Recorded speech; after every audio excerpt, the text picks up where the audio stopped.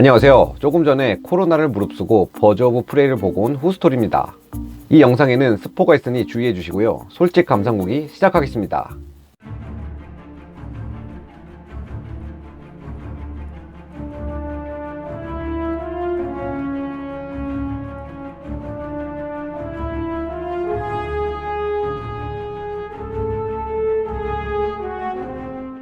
버즈 오브 프레이 예고편을 보고 영상도 만들었지만 굉장히 기대를 많이 한 영화이기도 하죠. 특히 할리퀸에 대한 기대가 커서인데요. 수어사이드 스쿼드에서 봤던 할리퀸의 모습이 너무나도 인상적이었기 때문이죠.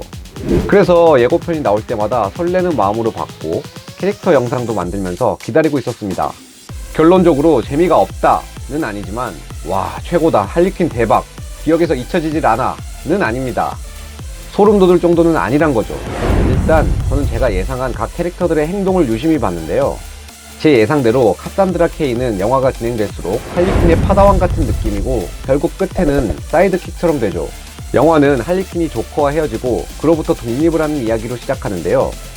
결국 본인이 조커의 역할이 되고 카산드라 케인이 할리퀸의 역할이 되는, 성별만 바뀌었지 그 연결고리는 끊을 수가 없다 라는 걸 보여줌과 동시에 본인이 조커의 역할이 되면서 독립성을 가진 리더의 역할을 하게 되는 걸 보여줍니다. 그러니까 다시 말해 조커로부터 완벽한 해방을 보여주는 씬인 거죠. 뭐 이런 설정은 좋습니다. 그런데 영화를 보기 전 걱정을 했던 부분이 있었는데요. 액션씬에서 남성의 중요 부위를 차는 장면이 나오지 않을까 했는데 아니나 다를까 역시나 나오더라고요. 몇 번이나 나온 걸로 기억하는데 보기에 굉장히 불편하더라고요. 물론 여성 위주로 이루어진 영화고 감독도 여성이고 할리퀸 마고 로비도 제작자로 참여했을 만큼 다분히 여성 중심적인 영화지만 꼭 그렇게 해야만 여성 상의를 보여준 건 아닌데 굉장히 아쉬웠습니다. 그리고 스토리가 할리퀸의 불안한 정신 상태처럼 왔다 갔다 플래시백이 많은데 이해하기 어려움은 없지만 굉장히 산만하다고 느꼈고요. 그게 의도라면 잘 먹힌 거겠지만 아니라면 산만해서 피로감이 느껴집니다. 캐릭터들은 대부분, 다는 아니고 대부분 매력적이지만 스토리가 전체적으로 산만하고 흡입력이 떨어진다고 느껴졌고요. 이미지만 화려하다고 할까요? 이어서 액션씬인데요. 영화 버즈 오브 프레이에서 액션 연출에 존윅의 체드 스타일스키가 참여했다고 해서 화제가 됐고 개인적으로 기대도 많이 했는데요. 존윅을 생각해서 그런가 액션씬들이 생각보단 약했습니다. 물론 전부 다 약하진 않았지만 비율상 강렬하게 다가오진 않았습니다. 존윅은 한 명이어서 더 멋지게 잡을 수 있고 버즈 오브 프레이는 여러 명이어서 힘들었나? 라는 위안을 삼고 싶을 정도였네요. 액션씬에서 상대를 때릴 때 나는 소리는 굉장히 타격감 있게 들리는데 막상 보기엔 응? 저게 이렇게까지 큰 소리가 난다고? 이런 생각이 들더라고요. 사실 보기에 타격감이 있어야 사운드도 더 그럴듯하게 들리는 법인데 이건 사운드는 그럴듯한데 타격감은 좀 약한? 그래서 뭔가 괴리감이 느껴졌습니다. 일부러 아프게 맞아주는 것 같은? 이런 느낌은 또 처음이네요. 영화 어벤져스에서도 히어로들이 처음엔 티격태격하듯 버즈 오브 프레이도 처음엔 서로 간의 관계가 얽혀있죠. 원수까진 아니지만 잡고 도망가는 관계, 금전 관계 등 얽히고 설켜있죠. 그렇게 각자의 이유로 한 장소에 모이는데 그때 나타난 메인 빌런이라 할 수 있는 로만 시오니스. 그가 오자 느닷없이 한 팀이 돼버립니다.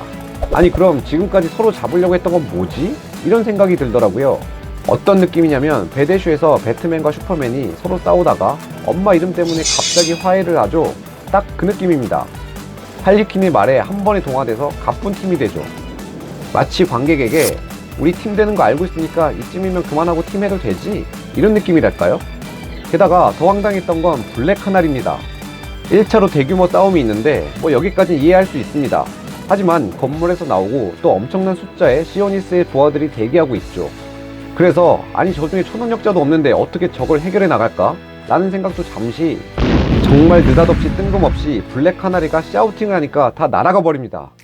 그 전에 카나리가 능력자라는 설정이 전혀 1도 없었는데 너무 갑자기 그래버리니까 다른 의미로 충격적이었습니다.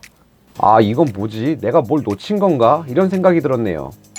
또한 메인 빌런인 로만 시오니스도 메인 빌런인지 아닌지 헷갈릴 정도로 존재가 작고 약합니다. 초반에 그의 잔인함을 잠깐 보여주지만 그게 다입니다. 그리고 블랙 마스크를 쓰긴 하는데 마스크에 걸맞는 슈트를 입을 줄 알았더니 마스크만 쓰더라고요. 아이언맨이 마스크만 쓴다고 아이언맨이 아닌데. 또 마스크를 쓰면 달라지는 게 있나 하고 기대했지만 다른 게 없습니다. 그냥 마스크 쓴 로만이어서 굉장히 아쉬웠네요. 히어로물이라고 하긴 애매하지만 여성 액션물이라는 건 나쁘진 않다고 생각합니다. 각자의 사연들로 어쩌다 만나 마지막에서야 연대하는 여성 액션팀인데 사실 이런 설정도 자주 있는 설정이라 신박하진 않았습니다.